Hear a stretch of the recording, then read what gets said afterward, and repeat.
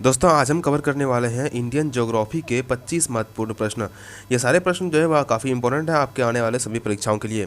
अगर आप एक जनरल कंपटीशन का स्टूडेंट है तो आपके लिए जो है यह वीडियो काफ़ी ज़्यादा इंपॉर्टेंट और हेल्पफुल होने वाला है। सो वीडियो में जो है वह अंत तक बने रहिएगा। अगर आपको किसी भी प्रश्न का उत्तर पहले से पता है तो प्रश्न का उत्तर आप पहले लगा लें और अंत में जो है स्कोर अपना शेयर करें कि आपने 25 में से कितने प्रश्न का सही जवाब दिया है। चलिए स्टार्ट करते हैं। पहला प्रश्न है, भारत पड़ोसी देशों के साथ कितना किलोमीटर स्थलीय सीमा साझा करती है? इसका उत्तर है आपका 15,200 किलोमीटर। दोस्तों भारत जो है पड़ोसी देशों के साथ कुल 15,200 किलोमीटर बॉर्डर साझा करती है। भारत जो है अपने कुल 7 पड़ोसी देशों के साथ बॉर्डर साझा करती है। ये कुल 7 पड़ोसी देश कौन कौन है? पहला हो गया पाकिस्तान, दूसरा हो गया अफ़गानिस्तान, तीसरा हो गया चाइना, चौथा हो गया नेपाल, पाँचवा हो गया भूटान, छठा हो गया बांग्लादेश और सातवां हो गया म्यांमार। ये कुल 7 देश हैं जिसके साथ जो है बॉर्डर साझा करता है भारत। नेक्स्ट चलते हैं। अगला है, भारत कितना किलोमीटर जलीय सीमा साझा करता है? इसका उत्तर है आपका ऑप्शन ए 6100 किलोमीटर।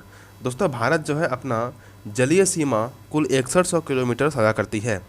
अगर भारत के सभी द्वीप को मिला लिया जाए तो भारत जो है वह कुल 7516 किलोमीटर जलीय सीमा साझा करता है, इंक्लूडिंग आइलैंड। ठीक है, नेक्स्ट चलते हैं। अगला है, सियाचिन ग्लेशियर से निकलने वाली नदी का नाम क्या है? इसका उत्तर है आपका ऑप्शन बी नुब्रा नदी। दोस्तों सियाचिन ग्लेशियर से निकलने वाली नदी का नाम है आपका नुब्रा नदी। सियाचिन ग्लेशियर जो है यह आपका काराकोरम पर्वत पर स्थित है। कौन पर्वत पर? काराकोरम पर्वत पर स्थित है।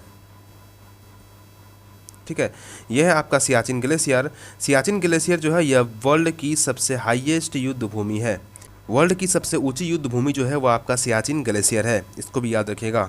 नेक्स्ट चलते हैं। नेक्स्ट है, चीन भारत के कितने राज्यों के साथ अपना बॉर्डर साझा करता है? इसका उत्तर है आपका ऑप्शन सी 4। दोस्तों चीन भारत के कुल 4 राज्यों के साथ जो है अपना बॉर्डर साझा करता है। वह 4 राज्य कौन कौन है? तो वह हो गया आपका हिमाचल प्रदेश, उत्तराखंड, सिक्किम और अरुणाचल प्रदेश। ये 4 राज्य है जिसके साथ जो है चीन अपना बॉर्डर साझा करता है और एक केंद्र शासित प्रदेश है जिसके साथ जो है चीन अपना बॉर्डर साझा करती है। तो याद रखिएगा कि चीन जो है वह भारत के 4 राज्य और एक केंद्र शासित प्रदेश के साथ बॉर्डर साझा करता है। ठीक है, नेक्स्ट चलते हैं। अगला है, हिमालय का सबसे ऊंचा भाग का नाम क्या है? इसका उत्तर है आपका ऑप्शन ए महान हिमालय। दोस्तों हिमालय का सबसे ऊंचा भाग का नाम है आपका महान हिमालय। हिमालय के जो है वह कुल 3 भाग होते हैं। पहला आपका महान हिमालय, दूसरा मध्य हिमालय और तीसरा शिवालिक हिमालय। सबसे ऊंचा भाग हो गया आपका हिमालय का तो वह महान हिमालय और सबसे नया भाग जो है वह आपका शिवालिक हिमालय है। तो हिमालय का सबसे नया भाग हो गया आपका शिवालिक हिमालय। नेक्स्ट चलते हैं। अगला है, पूर्वांचल हिमालय की सबसे ऊंची चोटी का नाम क्या है? इसका उत्तर है आपका ऑप्शन डी माउंट दफा। दोस्तों पूर्वांचल हिमालय जिसको जो है उत्तर पूर्व हिमालय भी बोलते हैं, इसका सबसे ऊंची चोटी जो है वह आपका माउंट दफा है। गुरु शिखर जो है यह आपका अरावली का सबसे ऊंची चोटी है। अरावली का सबसे ऊंची चोटी है गुरु शिखर। सद्भावना जो है यह आपका विंध्याचल का जो है वह सबसे ऊंची चोटी है आपका सद्भावना। और धूपगढ़ जो है यह आपका सतपुड़ा पर्वत का सबसे ऊंची चोटी है। नेक्स्ट चलते हैं। अगला है, पूर्वी घाट और पश्चिमी घाट के संधि पर कौन सी पहाड़ी स्थित है? इसका उत्तर है आपका ऑप्शन बी नीलगिरी। दोस्तों पूर्वी घाट और पश्चिमी घाट के संधि पर नीलगिरी पर्वत स्थित है। इसका मतलब है कि पूर्वी घाट और पश्चिमी घाट को जोड़ने का काम जो है वह आपका नीलगिरी पर्वत करता है। दोस्तों नीलगिरी पर्वत पर जो है एक फूल खिलता है जिसका नाम है आपका नीलकुरंजी फूल। नीलकुरंजी फूल जो है यह नीलगिरी पर्वत पर 12 साल में एक बार खिलता है। 12 साल में जो है वह एक बार खिलता है और जब यह खिलता है तो पूरा जो है नीलगिरी पर्वत वह नीला दिखाई पड़ने लगता है। नीलकुरंजी फूल के कारण ही इस पर्वत का नाम जो है वह नीलगिरी पड़ा है। नेक्स्ट चलते हैं। अगला है, सिपकिला दर्रा किस राज्य में स्थित है? इसका उत्तर है आपका ऑप्शन बी हिमाचल प्रदेश। दोस्तों सिपकिला दर्रा जो है यह आपका हिमाचल प्रदेश में स्थित है। हिमाचल प्रदेश में जो है वह कुल 3 दर्रा है। कौन कौन? पहला हो गया आपका सिपकिला दर्रा, दूसरा हो गया आपका बड़ा लाचा दर्रा, बड़ा लाचाला दर्रा और तीसरा हो गया आपका रोहतांग दर्रा। रोहतांग दर्रा। दोस्तों हिमाचल प्रदेश में जो है वह 3 दर्रा है, सिपकिला, बड़ा लाचला और रोहतांग दर्रा। नेक्स्ट चलते हैं, अगला है भारत का सबसे बड़ा पठार का नाम क्या है? इसका उत्तर है आपका ऑप्शन ए, दक्कन का पठार। दोस्तों भारत का सबसे बड़ा पठार का नाम है आपका दक्कन का पठार।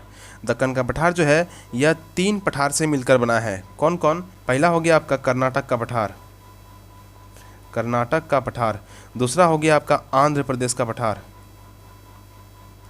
आंध्र प्रदेश का पठार। और तीसरा हो गया आपका दक्कन ट्रैप, दक्कन ट्रैप। दोस्तों दक्कन का पठार जो है यह 3 पठारों से मिलकर बना है। इसी कारण से जो है वह दक्कन का पठार भारत का सबसे बड़ा पठार है। अगर वर्ल्ड की बात करें तो वर्ल्ड का सबसे बड़ा पठार का नाम है आपका पामीर का पठार, पामीर का पठार। और वर्ल्ड का सबसे ऊंचा पठार का बात करें तो सबसे ऊंचा पठार जो है वो आपका तिब्बत का पठार है। तो याद रखिएगा कि विश्व में सबसे बड़ा पठार है पामीर का पठार और सबसे ऊंचा पठार है तिब्बत का पठार। नेक्स्ट चलते हैं, अगला है भारत का रूर प्रदेश किस पठार को कहा जाता है? इसका उत्तर है आपका ऑप्शन डी, छोटा नागपुर का पठार। दोस्तों भारत का रूर प्रदेश जो है वो आपका छोटा नागपुर का पठार को कहा जाता है। ऐसा क्यों? क्योंकि छोटा नागपुर के पठार पर जो है वह खनिजों का भंडार पाया जाता है, खनिजों का भंडार पाया जाता है। दोस्तों रूर प्रदेश जो है ये जर्मनी का एक स्थान है जिसका नाम है आपका रूर प्रदेश। वहाँ पर जो है वह खनिजों का भंडार पाया जाता है। इसी कारण से जो है वह छोटा नागपुर को भारत का रूर प्रदेश कहा जाता है। नेक्स्ट चलते हैं, अगला है निम्नलिखित में से किस द्वीप पर मुंबई शहर स्थित है? इसका उत्तर है आपका ऑप्शन बी, सालसेट द्वीप पर। दोस्तों सालसेट द्वीप पर जो है वह आपका मुंबई शहर स्थित है। सालसेट द्वीप जो है यह भारत का सबसे बड़ा द्वीप है, सबसे बड़ा द्वीप है। याद रखिएगा, इंपॉर्टेंट है। नेक्स्ट चलते हैं, अगला है अंडमान को निकोबार से कितने डिग्री चैनल अलग करता है? इसका उत्तर है आपका ऑप्शन सी, 10 डिग्री चैनल। दोस्तों अंडमान को निकोबार से जो है वह आपका 10 डिग्री चैनल अलग करता है। दोस्तों निकोबार में जो है वह भारत का सबसे दक्षिणी पॉइंट जिसका नाम है इंदिरा पॉइंट वह स्थित है। तो इंदिरा पॉइंट जो है वह आपका निकोबार के दक्षिण में स्थित है। नेक्स्ट चलते हैं, अगला है उत्तर मैदान के किस भाग में सबसे ज़्यादा उर्वरक क्षमता होती है? इसका उत्तर है आपका ऑप्शन डी, खादर में। दोस्तों उत्तर मैदान के जो है खादर वाले भाग में सबसे ज़्यादा जो है उर्वरक क्षमता होती है। उत्तर मैदान के जो है वह कुल 4 भाग होते हैं, पहला भावर, दूसरा तरई, तीसरा बांगड़ और चौथा खादर। इसको भी याद रखिएगा। नेक्स्ट चलते हैं, अगला है मालाबार तट कहाँ से कहाँ तक फैला हुआ है? इसका उत्तर है आपका ऑप्शन सी, न्यू मंगलोर से कन्याकुमारी तक। दोस्तों मालाबार तट जो है वह आपका न्यू मंगलोर से कन्याकुमारी तक फैला हुआ है। गुजरात से गोवा तक फैला हुआ है आपका कोंकण तट, कोंकण तट। गोवा से न्यू मंगलोर तक फैला हुआ है आपका कन्नड़ तट, कन्नड़ तट। तो याद रखिएगा, गुजरात से गोवा तक कोंकण, गोवा से न्यू मंगलोर तक कन्नड़ और न्यू मंगलोर से कन्याकुमारी तक आपका मालाबार तट। नेक्स्ट चलते हैं, अगला है प्रायद्वीपीय नदियाँ किस प्रकार की नदियाँ होती है? इसका उत्तर है आपका ऑप्शन बी, मौसमी नदियाँ। दोस्तों प्रायद्वीपीय नदियाँ जो है यह एक प्रकार का मौसमी नदियाँ होती है। इसका मतलब है कि प्रायद्वीपीय नदियाँ जो है यह अधिकतर वर्षा के मौसम में ही बहती है। और एक होता है आपका 12मासी नदियाँ। 12मासी नदियाँ जो है यह आपका 12 महीना बहती रहती है। क्यों? क्योंकि इसका स्रोत जो है वह आपका ग्लेशियर होता है और ग्लेशियर जो है यह 12 महीना पिघलते रहता है, जिसके वजह से 12मासी नदियाँ जो है यह 12 महीना बहती है। इसका एग्जाम्पल जो है आप लीजिए, हो गया गंगा और ब्रह्मपुत्रा। गंगा और ब्रह्मपुत्र नदी जो है यह 12मासी नदी का उदाहरण है। नेक्स्ट चलते हैं, अगला है किस स्थान पर भागीरथी और अलकनंदा नदी का संगम होने पर गंगा नदी बनती है? इसका उत्तर है आपका ऑप्शन सी, देवप्रयाग। दोस्तों देवप्रयाग में जो है वह भागीरथी नदी और अलकनंदा नदी का संगम होता है और यहीं से जो है वह गंगा नदी कहलाना स्टार्ट होता है। गंगा नदी का जो है वह पहला सहायक नदी जो है वह आपका राम गंगा है, राम गंगा है। इसको भी याद रखिएगा, गंगा नदी का पहला सहायक नदी है आपका राम गंगा। नेक्स्ट चलते हैं, अगला है, निम्न में किन दो नदियों का उद्गम स्थान एक है तथा बहने की दिशा विपरीत है? इसका उत्तर है आपका ऑप्शन सी, नर्मदा और सोन। दोस्तों, नर्मदा और सोन का उद्गम स्थान जो है वह आपका अमरकंटक है। अमरकंटक जो कि मध्य प्रदेश में स्थित है, यहीं से ही नर्मदा और सोन नदी का उद्गम होता है, लेकिन जो है दोनों एक दूसरे के विपरीत दिशा में बहता है। नेक्स्ट चलते हैं। अगला है, कर्क रेखा को 2 बार काटने वाली नदी का नाम क्या है? इसका उत्तर है आपका ऑप्शन बी, माही नदी। दोस्तों, कर्क रेखा को 2 बार काटने वाली नदी का नाम जो है वह आपका माही नदी है। माही नदी जो है यह वर्ल्ड में, पूरे विश्व में एकमात्र ऐसा नदी है जो कि कर्क रेखा को 2 बार काटती है। याद रखिएगा, इम्पॉर्टेंट है। नेक्स्ट चलते हैं। अगला है, कर्क रेखा भारत के कितने राज्यों से होकर गुजरती है? अति इम्पॉर्टेंट प्रश्न। यह प्रश्न जो है वह काफ़ी ज़्यादा इम्पॉर्टेंट है और कई बार जो है एग्जाम में पूछा गया है। तो इसका उत्तर होता है आपका ऑप्शन डी, 8। दोस्तों, कर्क रेखा जो है वह भारत के कुल 8 राज्यों से होकर गुजरता है। कौन कौन? तो 8 राज्य हो गया आपका राजस्थान, गुजरात, मध्य प्रदेश, छत्तीसगढ़, झारखंड, पश्चिम बंगाल, त्रिपुरा और मिजोरम। ये कुल 8 राज्य है जिससे होकर जो है वह कर्क रेखा गुजरती है। नेक्स्ट चलते हैं। अगला है, विश्व में सबसे अधिक वर्षा किस स्थान पर होती है? इसका उत्तर है आपका ऑप्शन सी, मासिनराम।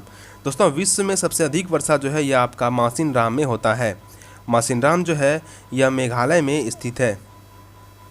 मेघालय में स्थित है। नेक्स्ट चलते हैं। अगला है, भारत की सबसे अधिक उपजाऊ मिट्टी का नाम क्या है? इसका उत्तर है आपका ऑप्शन ए, जलोढ़ मिट्टी। दोस्तों, भारत की सबसे अधिक उपजाऊ मिट्टी का नाम है आपका जलोढ़ मिट्टी। जलोढ़ मिट्टी जो है यह आपका नदियों के अवसादों से बनता है। जलोढ़ मिट्टी जो है ये नदियों के अवसादों से बनता है, इसी कारण से जो है यह अधिक उपजाऊ होता है। जलोढ़ मिट्टी को जो है वह कछारी मिट्टी भी काजता है। कछारी मिट्टी भी काजता है जलोढ़ मिट्टी को। नेक्स्ट चलते हैं। अगला है, निम्न में से कौन मिट्टी सूखने पर पीला रंग की हो जाती है? इसका उत्तर है आपका ऑप्शन बी, लाल मिट्टी। दोस्तों, लाल मिट्टी के सूखने पर जो है इसका रंग पीला हो जाता है। जब लाल मिट्टी गीला रहता है तो उसका रंग जो है वह लाल रहता है, और जैसे ही सूखता है तो उसका रंग जो है वह पीला हो जाता है। नेक्स्ट चलते हैं। अगला है, भारतीय हरित क्रांति की शुरुआत किसने किया था? इसका उत्तर है आपका ऑप्शन ए, एम.एस. स्वामीनाथन। दोस्तों, भारतीय हरित क्रांति की शुरुआत जो है यह आपका एम.एस. स्वामीनाथन ने किया था। एम.एस. स्वामीनाथन ने जो है वह भारतीय हरित क्रांति की शुरुआत 1966-67 के बीच में किया था, और यह क्रांति जो है यह सफल क्रांति रहा था। ठीक है। नेक्स्ट चलते हैं। अगला है, सबसे ज़्यादा वन क्षेत्र किस राज्य में स्थित है? इसका उत्तर है आपका ऑप्शन सी, मध्य प्रदेश।